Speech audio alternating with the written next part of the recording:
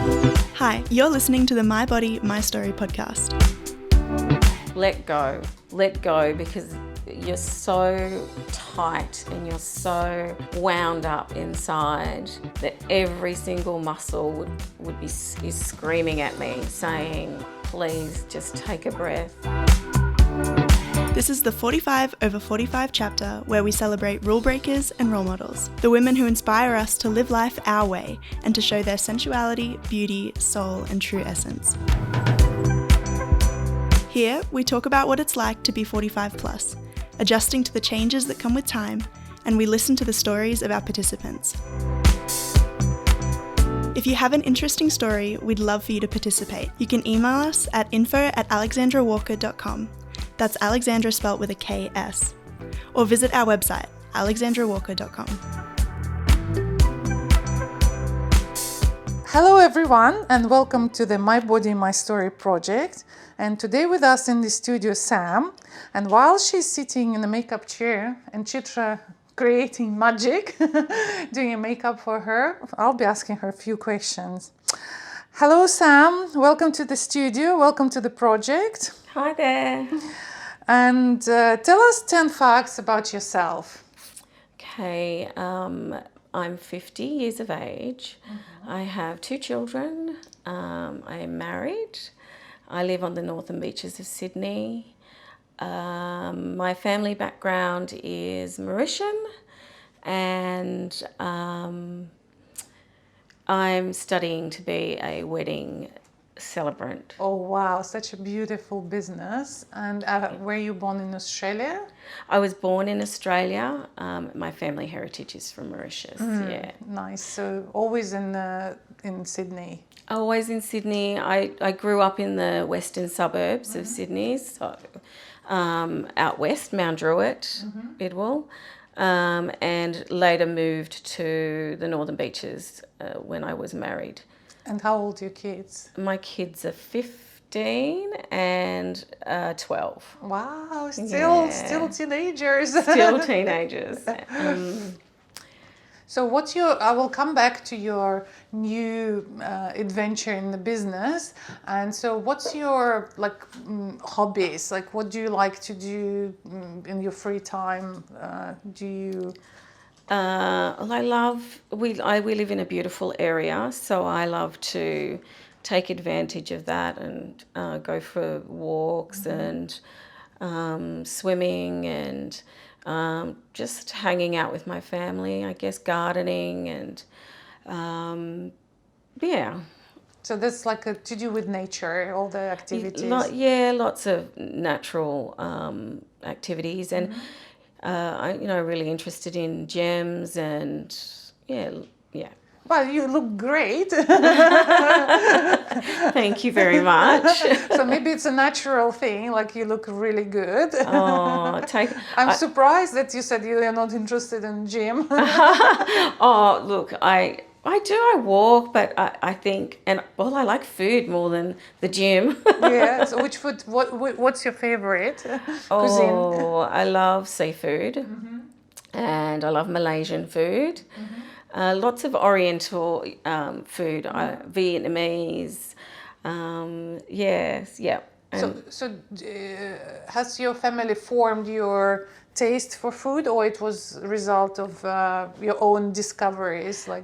So, growing up, our food was very curries and lentils, and so I've developed a lot in a different taste palette as I've gotten older. There was a lot of things I didn't really like to eat when I was younger.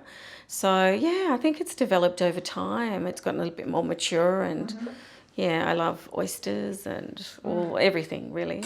Yeah. Now, I ask this question because it's always interesting for me that is our taste depends on the family habits or local area we live in. So, and what I learned, it's probably starts with family traditions, but then we influence a lot with the society and the friends around and going out to the local restaurants, and it changes or adjusts. Yeah, absolutely.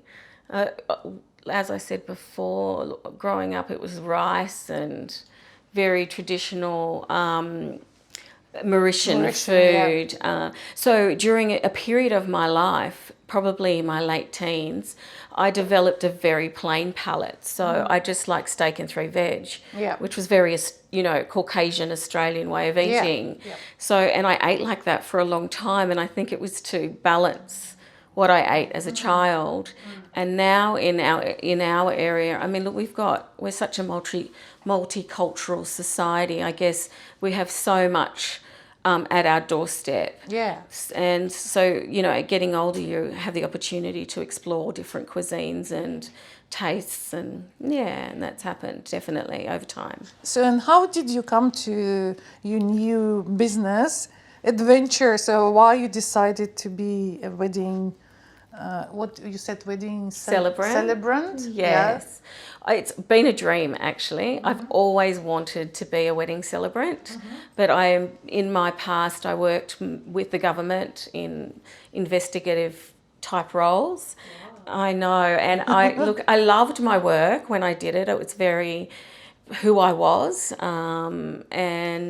but this side of me, the creative side of me, was never really explored. So becoming a wedding celebrant is almost like flourishing, like the flower opening, I guess, for me. As kids have grown up, they're in high school, it's time for me to take back.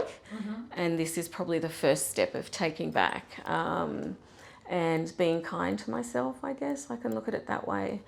I can see myself having fun with it, and just, bringing people together in love is just something that's very special to me. I didn't know that you actually have to study for that. So. Yeah, look, there's a lot more involved. It's very legal, which is what my background is. So there are lots of laws around getting married in Australia. So that's where most of the study comes. There's a lot of paperwork that if you get it wrong, it can be very bad. So it's not just about the ceremony itself, it's a lot of preparation and knowing the law. Yep, most of the work is actually done at home. Behind the stage. Yeah, behind the scenes, exactly. But being a civil celebrant it allows you to capture other people's cultures, so you can suggest to them if they're from a different background. Is there something that you would like to bring in, a ritual that you would like to bring into your ceremony that encapsulates who you are as a person, and how you've grown and where you've grown. So excellent. I'm very excited about starting my business. So you mentioned that kids are at school now, you have more time for yourself, and if we move to the aging subject of our podcast, what does it mean to you? I mean, aging has, I feel like at times I've embraced it really well.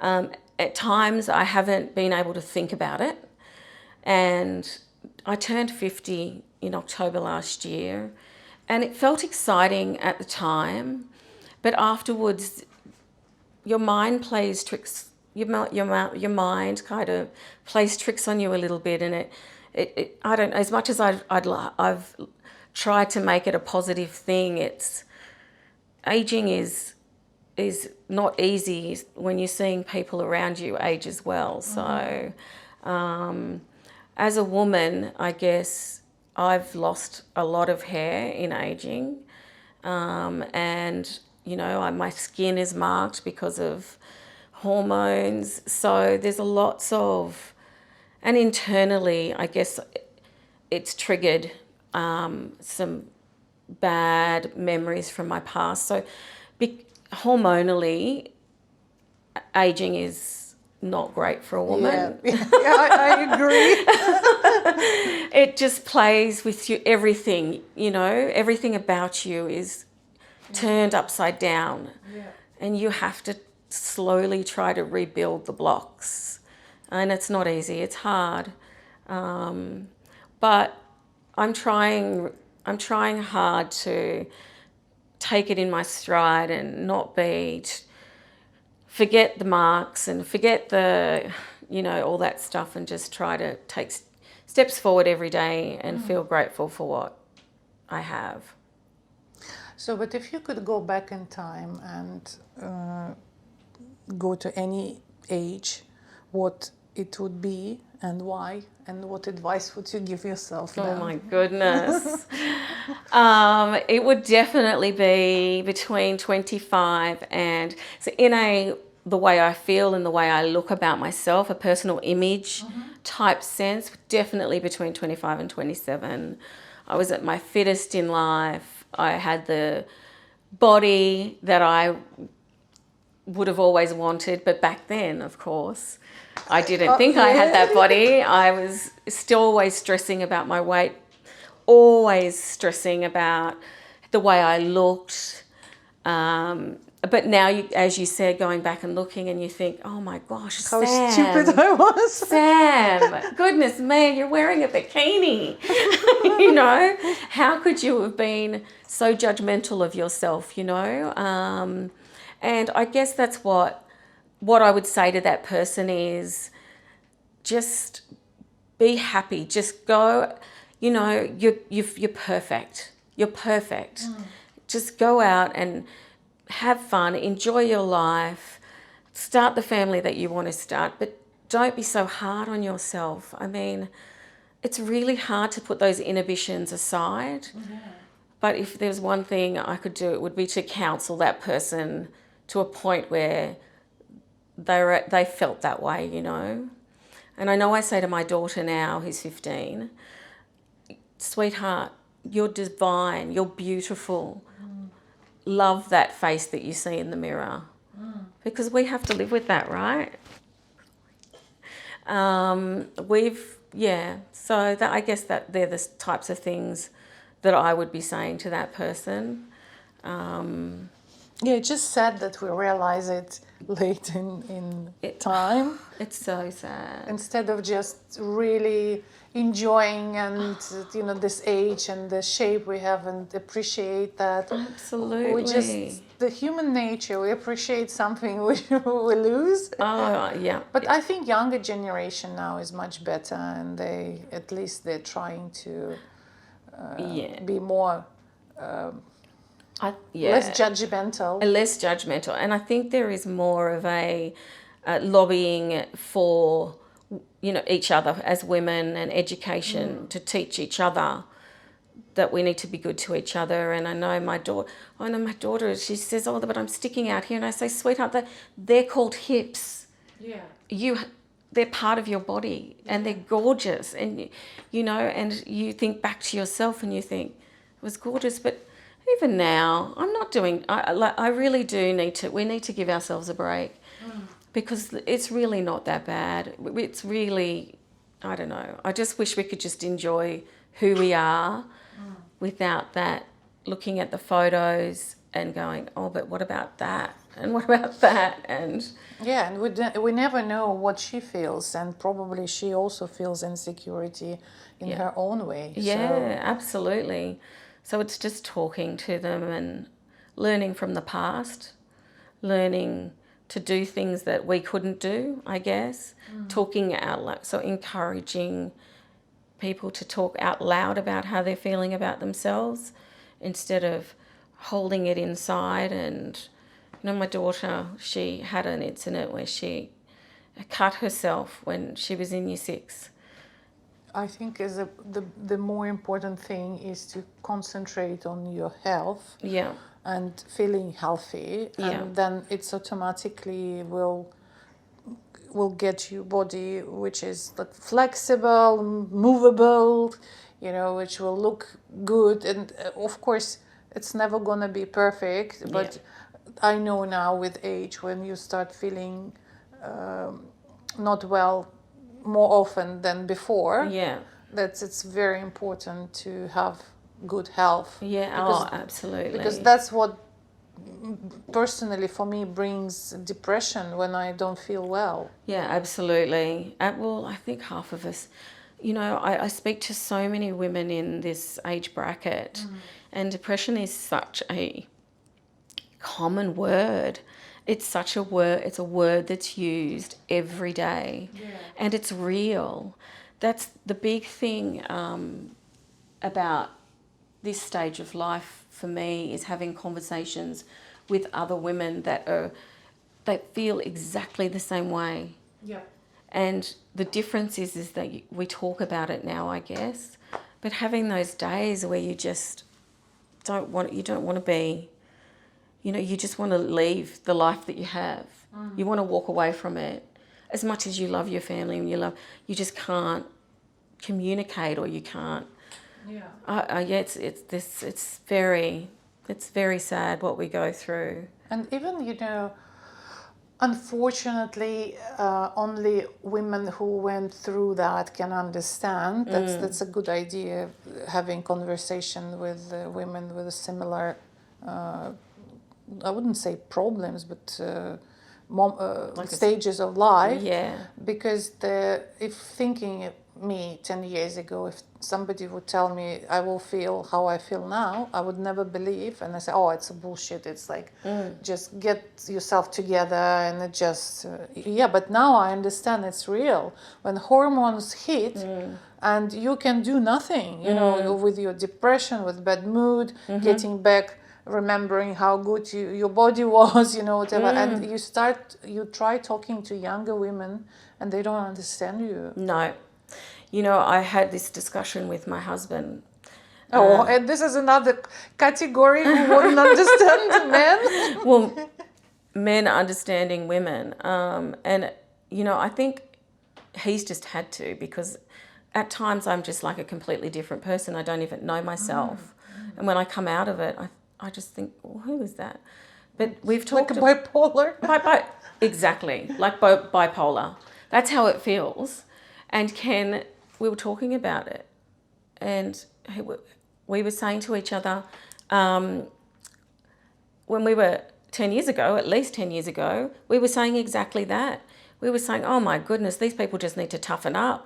These people who were committing suicide had such a uncaring view of what it was. Come on. What do you mean? Like, how could you take your life, or how could you feel like that? And now I don't know. There are times that you sit there and you know exactly why they did it. And how they're feeling inside, the turmoil of living each day some weeks it's terrible. Tough, yeah, it's hard to think taking the next step sometimes. So you just need to live through that before thinking about the future. Absolutely. So we kind of touched on that already, but I want just to go a bit more details with the question. First, I will ask another question. Like, if your body could talk, what do you think it would ask you or tell you at this particular age? If my body could talk, it would be saying, let go. Let go, because you're so tight and you're so wound up inside that every single muscle is screaming at me, saying, please just take a breath and look in the mirror, be okay with that person. Relax, because that's rare. It's a rare thing. So then my next question is, what do you think are the main causes for our image issues or body insecurities? So why we are so tense and so tough on ourselves? I think, it feels like this is going to be a very generic response, but the truth is I do think that what we see every day, I think men, I don't mean to be prejudiced against men, but men tend to place women in baskets. And so we see what they like. The media Yep. adds to that. They put on... And who rules the media? Well, exactly. Who are the big bosses? Yeah. When you look at the big bosses in the world, the top, however, 5, I think, are men, or 4 are men.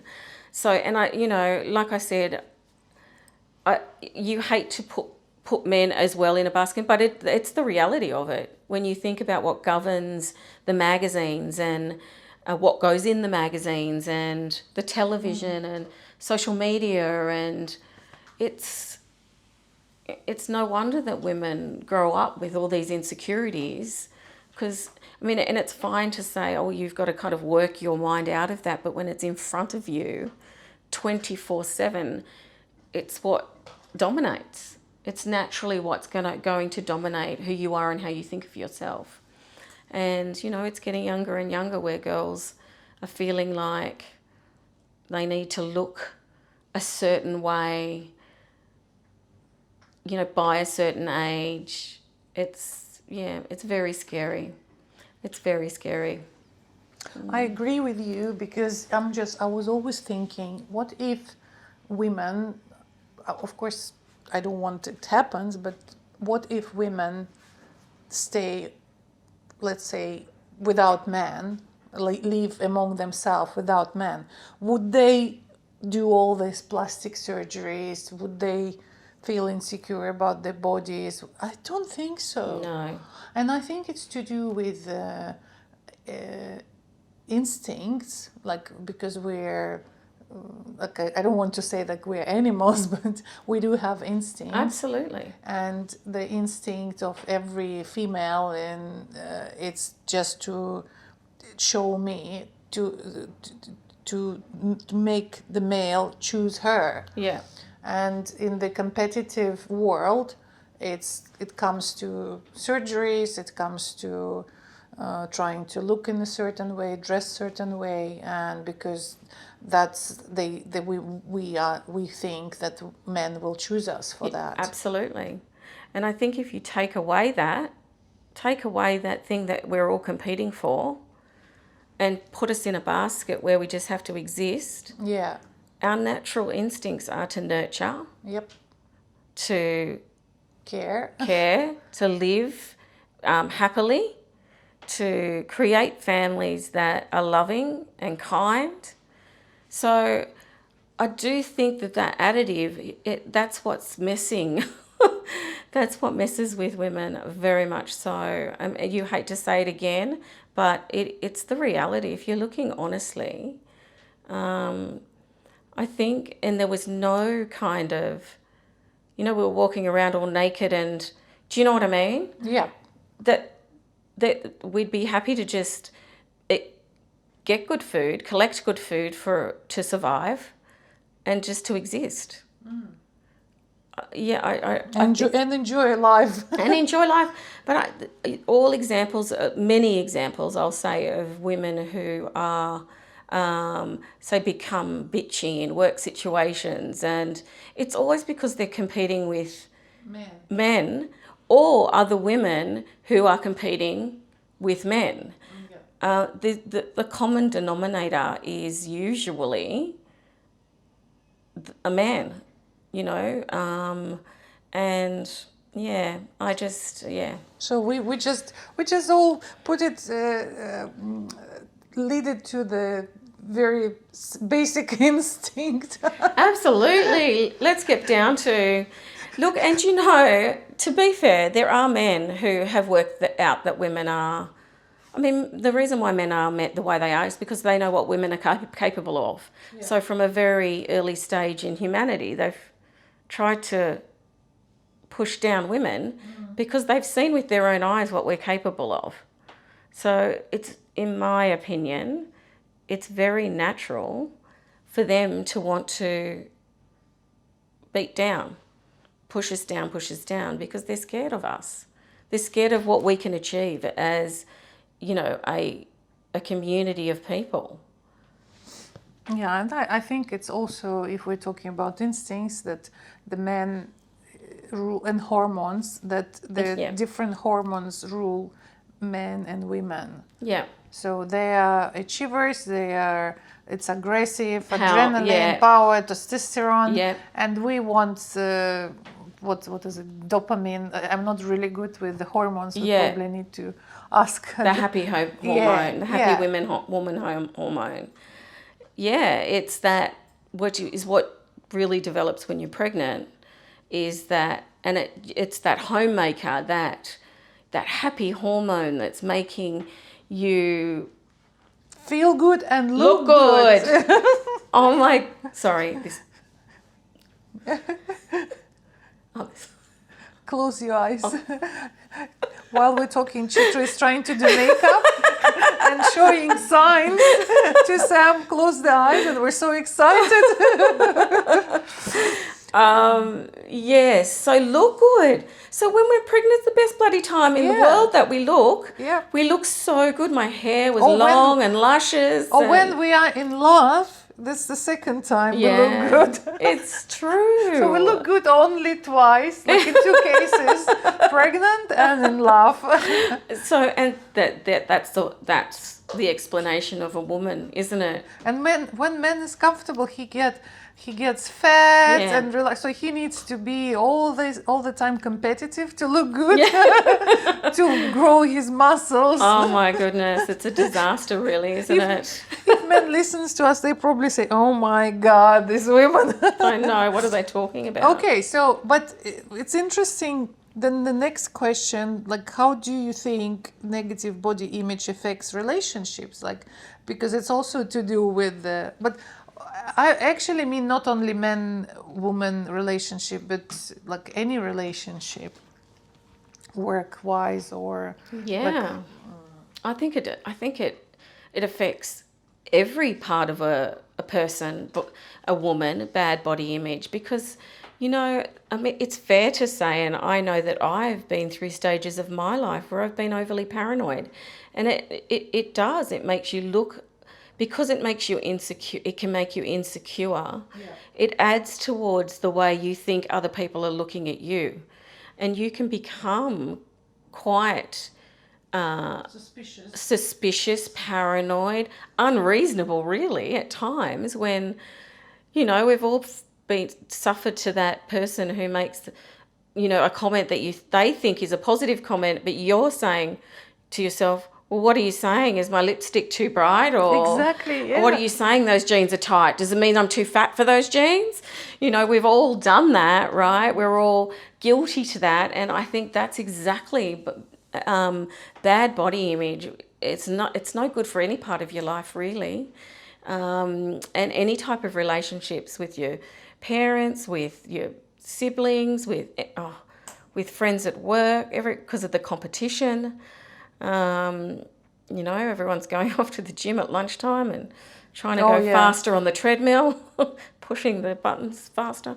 But no, yeah, body image really affects, in my opinion, a lot of how we react and behave in life, socially, at home, you know, everywhere, really. So I don't know. I call it, like, you know, there's this expression, wearing your heart on the sleeve. Yes. And so in that case, I call it wearing your trauma on your sleeve. Because I just recently had, you made an example, I just recently had the conversation with a person I know saying, like, within the conversation, that she looked like someone else, meaning like because I know this woman is beautiful. I meant that in my head, I'm giving her a compliment, and then she reacted in a strange way, say, "Oh, so you say I will not find my partner because this woman is single?" And that's not completely not what I meant. No. And I know how my reaction was. I was like, "Ooh, girl, you wearing your trauma on your sleeve, you know, like you're showing everyone your weak point." Yeah, that was exactly her perception of herself. Yeah.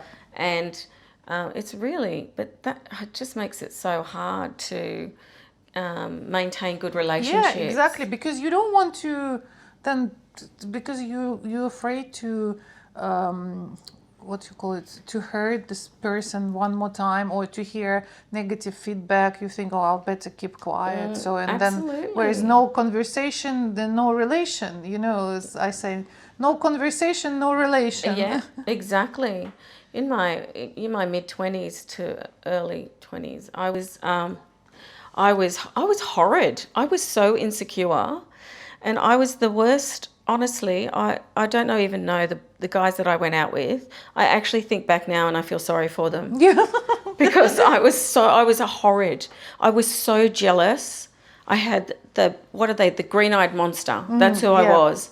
I would get so jealous of anything and other women, you know, friends. It was just ridiculous. And I remember one day saying to myself, Sam, this has got to stop, because you're just going to implode, you know. You can't.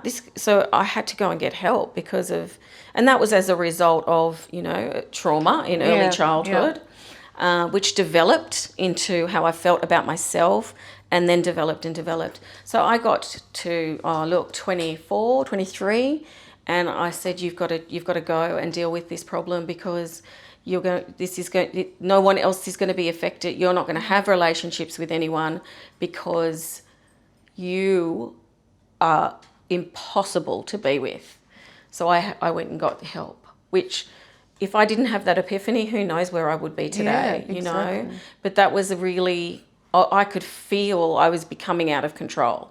So I had to deal with it. Yeah, it's good that you did. So how do you overcome your body-related insecurities when they come up? And has it changed with age, those methods? So when it was before dealing with it, so when I was going through that green-eyed monster stage, I was not dealing with it. I was just, letting it go. letting it go. But I just ate less, and I got to a point where, you know, it was a bit silly. I was a bit too thin, and, you know, jogging and unhealthily dealing with it. And then I started to get the counselling, and I was dealing with the inside. So that led to healthier reactions or behaviours on the outside. Yeah. So I would eat better, and I would exercise reasonably and moderate, not going crazy, you know. And yes, it's different as you get older, I think, because after you have children and you're married, and you start to care less about what your husband thinks. I shouldn't say that, but I do care, but it's different. It's more, I care about myself, and everything is so much more moderate these days. Again, I try to eat well. I don't always. Sometimes I drink too much, you know, but that's life, Jim. But you don't kill yourself for that. No, I don't. Look, there are times where I go, oh, Sam, you know, you're 50, you probably shouldn't be partying like you're 25. But it's less intense as you get older, I think. And I'm doing a circle. I'm almost back to a point where I'm kind of just feeling, what's the word, secure, content. And, you know, I've just recently lost a little bit of weight, but just through kind of being good to myself, buying good food, you know, just healthy habits. Being softer on yourself. Being softer, yeah. Being caring, I think, caring about me. And, yeah, it's working, I think. Yeah. Yeah, sounds like it. It's good. Life's good. Life's, you know, it has its challenges, but it, you know, definitely I feel like getting older is not worse. Yeah. Yeah. You can manage yourself better, definitely. Yeah. So my last question is, do you have any favorite quote or saying about being a woman? Or maybe your own thought. This what one is I should it? have prepared for. Look, I think being a woman definitely takes the inner spirit to listen to the outer spirit and to come to an agreement to be okay with each other, to come to an agreement to love, to care, to be kind, and to be constantly thinking of that when we're with other women. Nicely said. That will be your new quote. That will be. I know I'll have to write that one down. Yeah. You will get it with your podcast episode. Okay, lovely. Thank you. So thank you very much for sharing your story. It was a very interesting conversation. I hope you will enjoy the rest of your day and your photo shoot. Thank you. Thank you, you Sam. so much. And thank you for this wonderful day. I really appreciate it. Thank you. Okay. If you have an interesting story, we'd love for you to participate. You can email us at info@alexandrawalker.com. That's Alexandra spelt with a KS. Or visit our website, alexandrawalker.com.